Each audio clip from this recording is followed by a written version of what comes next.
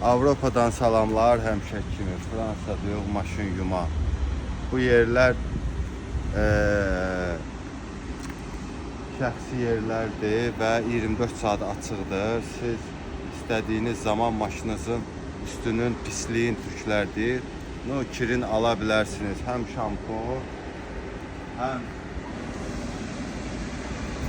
isti su, həm də kart və yaxşı olar ki, normalda xırda pul olsun və belə başlayırıq.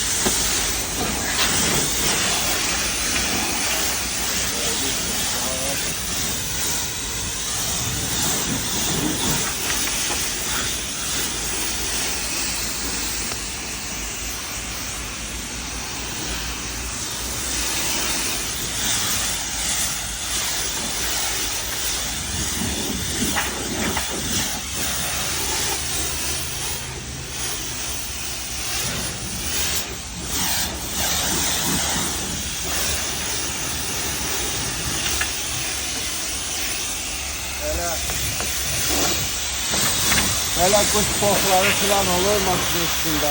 Bunları alıb aparırıq.